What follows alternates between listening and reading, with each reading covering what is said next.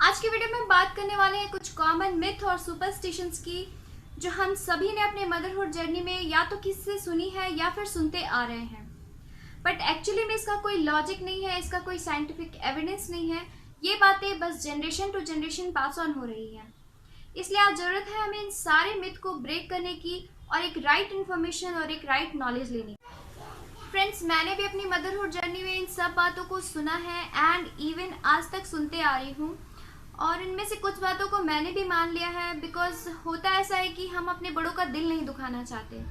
But actually में ये बातें बिल्कुल बेसलेस है, इनका कोई लॉजिक नहीं है और जैसा कि मैंने बताया इसका कोई साइंटिफिक एविडेंस नहीं है। डॉक्टर्स भी हमें इन सब चीज़ों को करने से मना करते हैं, तो हम वो चीज़ें करें ही क्यों जो हमारे बेबीज़ को बेनिफिट पहुंचाने के बजाय एक हार्म पहुंचा दे।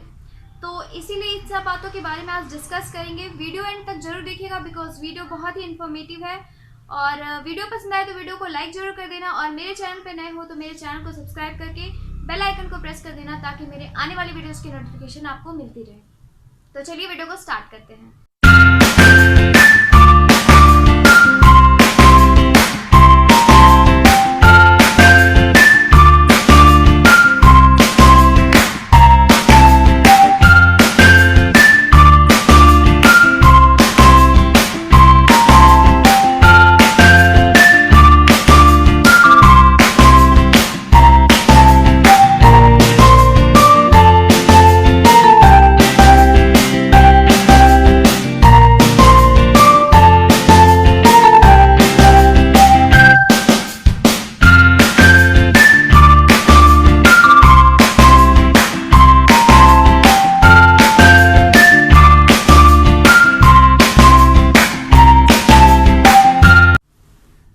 मिथ नंबर 1 ये है कि बच्चे के जन्म के बाद इनिशियल पीरियड में हमें घर में अजवाइन का धुआं करना चाहिए, इससे बच्चे बीमार नहीं पड़ते।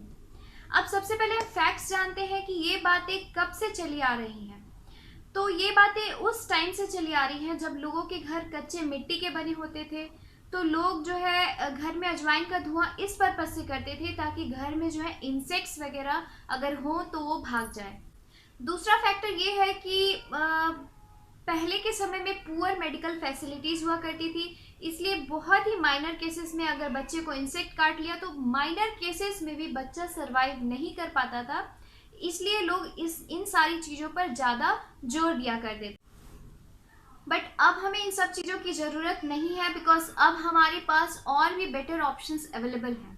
दूसरी चीज़ ये है कि जो बच्चा ऑलरेडी इतना स्ट्रगल कर रहा है एक न्यू इन्वायरमेंट में, मदर की वोम से निकल कर एक नया इन्वायरमेंट है और उसमें सर्वाइव करने में उसे ऑलरेडी इतनी सारी दिक्कतें आ रही हैं। तो अगर हम ओवर स्मोक करेंगे तो एक छोटे बच्चे को जो है ब्रीदिंग इशू हो सकती है। और दूसरी प्रॉब्लम यहाँ ये हो सकती है कि जो मदर सीजेरियन डिलीवरी से होकर आ रही हैं तो उन्हें ओवर स्मोक के कारण खांसी आ सकती है, जिसकी वजह से उनकी जो स्टिचेज हैं उन पर जोर पड़ सकता है, वो टूट भी सकती हैं। तो हमें इन सब को भूलकर जो राइट तरीका है वो अपनाना चाहिए। सो फ्रेंड्स, दूसरा मिथ ये है कि हमें बच्चों के नाक में और कान में सरसों का तेल डालना चाहिए। बिल्कुल भी ऐसा नहीं करना चाहिए बिकॉज अगर ऐसा होता तो डॉक्टर्स हमें रिकमेंड करते कि नाक और कान की सफाई करनी है तो हमें सरसों का तेल डालना है। बट डॉक्टर बिल्कुल मना करते हैं कि हमें ऐसा बिल्कुल भी नहीं करना चाहिए। जहाँ तक बात है सरसों के तेल की, तो उससे हमें डॉक्टर्स मसाज भी करने को मना करते हैं। डॉक्टर्स हमेशा नारियल का तेल यूज़ करने को कहते हैं बिकॉज नारियल का तेल जो है बच्चों के स्किन पर जेंटल होता है। सरसों का तेल जो है वो एक कुकिंग ऑयल है। पहले के समय में लोग उसको यूज़ करते थे बिकॉज और ऑप्शंस अवेलेबल नहीं होंगे, बट चूँकि अब जो है हमारे पास बेटर ऑप्शंस अवेलेबल हैं तो हमें उन सब चीज़ों की ज़रूरत नहीं है जो बच्चे को हार्म पहुँचाए। दूसरा, अगर आप इस चीज़ पर गौर करें कि हमें नेचर ने बनाया कैसे है, तो हमें नेचर ने इस तरह से डिज़ाइन किया हमारे फेस को कि आप देखो कि अगर आप फेस वॉश भी करते हैं तो पानी की एक बूंद हमारी नाक में डायरेक्टली अंदर नहीं जाती। तो आप इसी से समझ सकते हो कि नाक में या कान में भी नहीं जाती। तो आप इससे समझ सकते हो कि हमें अपने बॉडी के इंटरनल एरिया की सफाई करने की ज़रूरत नहीं है। अगर कभी ऐसा हो कि हमें नोज़ को या ईयर्स को क्लीन करना है तो उसके लिए एक सर्टिफाइड डॉक्टर या पीडियाट्रिशियन की मदद लें, खुद डॉक्टर ना बने। सो ये बिल्कुल मिथ है और इसे आप बिल्कुल भी ना करें। नेक्स्ट मिथ ये है कि बच्चों को हमें शीशा या मिरर नहीं दिखाना चाहिए, इससे बच्चों के दांत समय पर नहीं निकलते।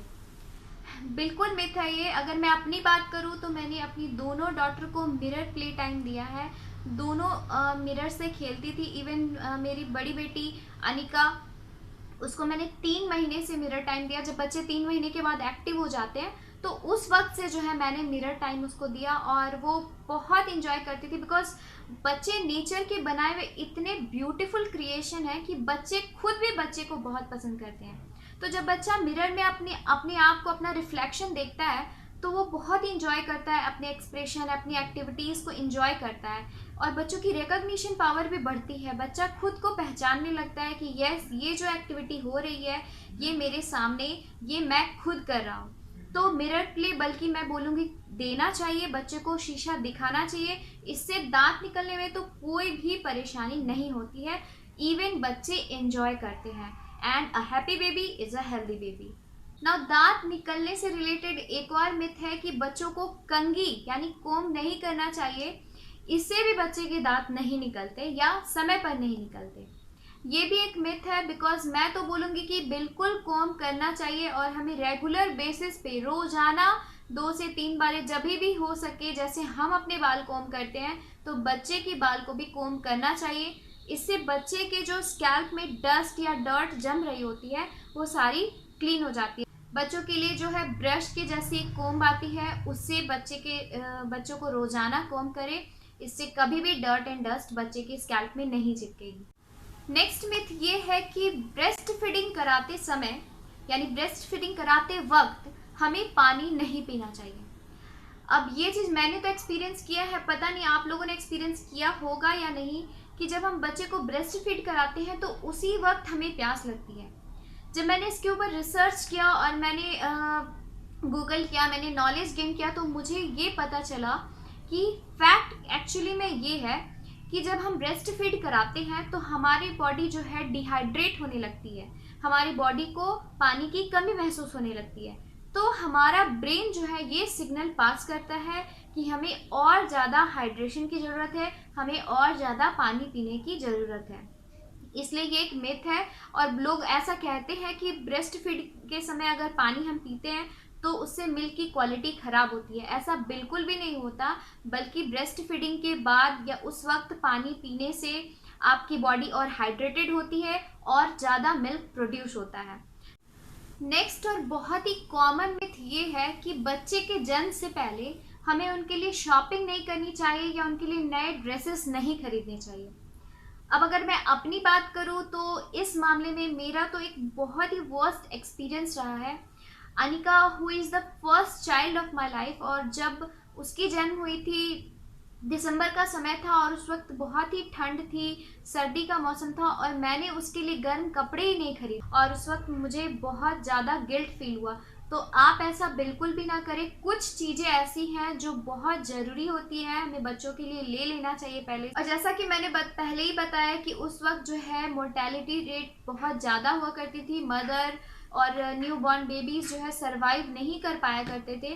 तो इसीलिए लोगों ने ये एक मिथ बना दिया कि हमें पहले से शॉपिंग नहीं करनी चाहिए, हमें पहले से कुछ भी खरीदारी नहीं करनी चाहिए। नेक्स्ट और बहुत ही कॉमन मिथ ये भी है कि मुझे लगता है कि आप सभी ने ये चीज़ें सुनी होगी, जो भी मदर्स हैं उन सभी ने ये सुना होगा कि बच्चों को जो है माँ की नज़र लग जाती है। It's completely a myth. कहाँ से ये बातें आई है आई डोंट नो, बिकॉज इसमें कोई भी लॉजिक नहीं है इन सब बातों की।